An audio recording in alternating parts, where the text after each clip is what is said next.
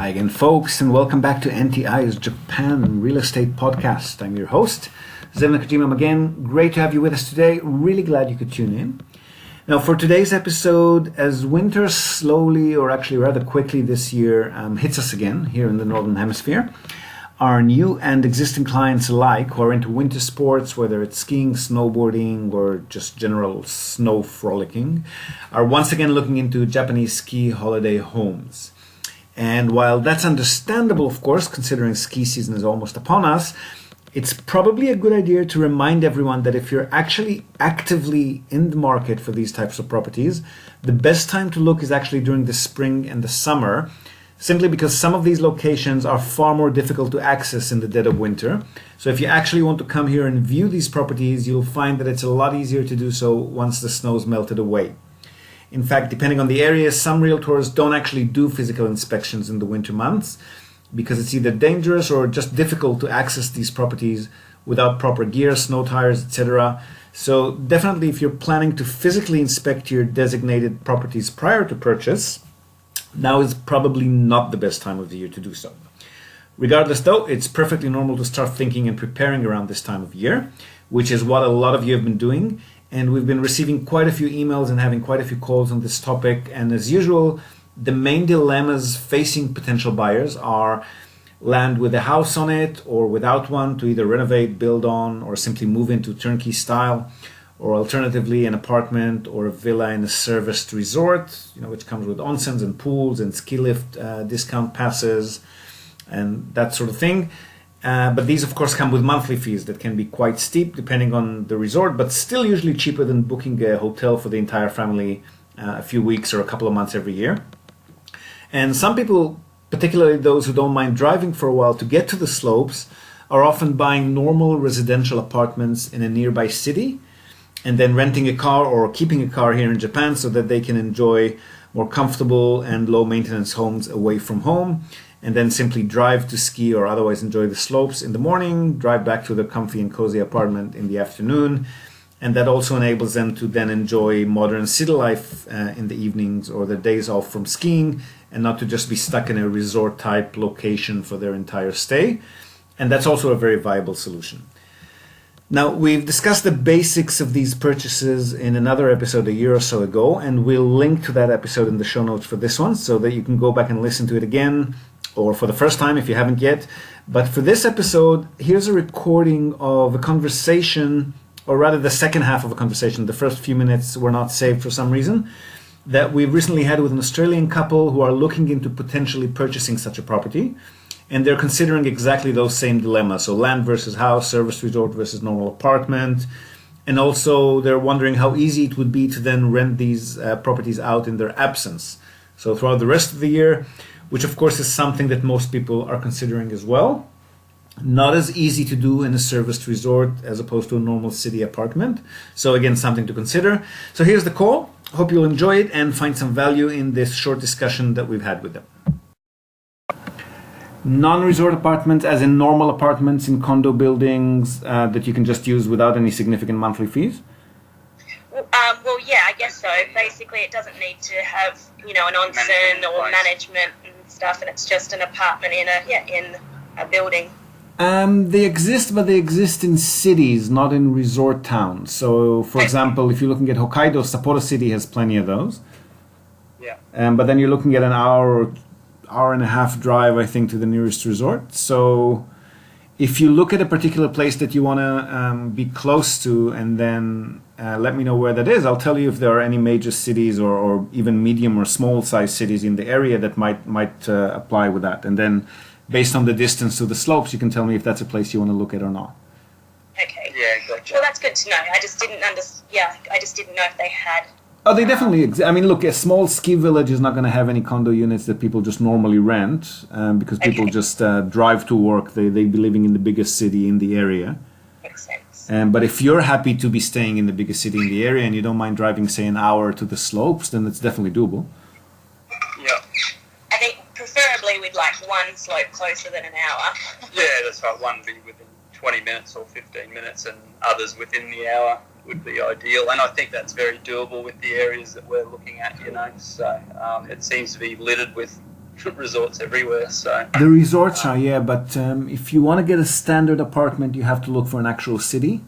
a city, yeah. Yeah, so the little villages are just going to have little houses. So again, we're talking about a free standalone land parcel with a house on it. Yeah. If you're looking for a building that's got residential units in it, meaning at least the minimum is usually 4 or 6 or 8 units, the little villages and resort towns just don't have that. So it's all houses and resorts. Okay. Yeah, cool. So it's Gotcha. usually, I mean, look, it's maybe 40, 45 minutes. I doubt there'll be anything closer than that. Yeah. Okay. Yeah. And the other question I have, I mean, from what I'm sort of perceiving for the goals and the dreams that we've got for owning a property over there, from a price point and a longer term, monetary sort of a look, it seems that the resort style would be more beneficial for us rather than a standalone. What's your recommendation? What do you think? Well, if you're in a city, a proper city, and when we say proper city, it doesn't have to be huge. 100, 200,000 people is big enough. Yeah. If you're in a nearby city, then it's very easy for us to get cleaning companies and companies to, just hire somebody to come in and do what needs to be done when you're away. Yeah. So that's not an issue. It wouldn't be a hands-on experience. You'd still be hassle-free. Plus, it might come with a more reasonably priced car park option for you. Gotcha. Yeah. So it's definitely an option. And the other advantages is it would be much, much easier to rent the place on a monthly basis when you're not using it. To like local Japanese type people, or Yeah, usually. I mean, we might get the occasional foreign guest, but we usually work, if we can, we usually work with local monthly rental companies, and they usually just get monthly rental Japanese guests. wow, who's renting for a month? Are these internal holiday makers in Japan, or are they actually Either people? that, or people who come to visit family, or people who go there for a short work project and that sort of thing. Wow. Okay. That's doable. I mean, the bigger the city, the more options we've got, but it's definitely doable. Okay. How familiar are you with the areas that we've mentioned so far? Like the Yazawa and Miyoko and around the Iyama and places like that. I'm familiar with them only in the sense that we get people asking about them, and they're all asking the same questions that you are as far as resorts or freehold land go. Yeah. I haven't yet had anyone that's actually bought an apartment in a city with the purpose of using it to access the resorts, which are a bit of a drive away. So I can't really tell you off the top of my head which cities are close to those places. Yeah. But I can definitely look it up. Once we're done, I'll look at the names of the places that you sent to me, and I'll let you know which cities, if any, are in the vicinity and how far they are. Perfect. That'd be great. Okay. Yeah. All right. This is all good. We're making progress. So Yeah. We'll get I there. appreciate your time. Not a worry. Just one thing with the cities, though. 15,000 would be pushing it with a normal apartment. They usually start at about 20,000. Yeah. And these are pretty small studio ones. So if you're looking for anything that's 20, 30 square, you might be looking more like 25, 30. Yeah. Are you talking US, Australian? Australian. Australian. Yeah. Okay. So we normally how don't often see many properties that standard apartments in standard buildings usually start at about 1.5 million yen. Yeah. So that's getting pretty close to 20 Australian, and then once you add on purchase cost, you're probably looking at more like 25. Right. Gotcha. Yeah. Yeah. How common is it for these apartments or even the small standalone homes to come with a garage built on, like an undercover built on garage? car space? Not hugely common, no. Yeah, right. Okay. Not hugely common. I mean, look, honestly, when you think about maintenance and registration and getting somebody to drive the car twice a year, it might be a better idea to just rent one when you're here. Yeah. Or even buy a second-hand one, then sell it when you leave again, that sort of thing. Yeah, gotcha. Yeah. Okay. All right. No, good. But again, we'll information. look into the parking situation once we pinpoint more. The reason that the resorts are so cheap is because people, especially the elderly people, want to get rid of them and stop paying the fees because they're just not using them anymore. Yeah. With a normal apartment that can be used as an investment and to lease out to a normal tenant, just prices go back to normal levels. Yeah. Okay. That makes sense. Yeah.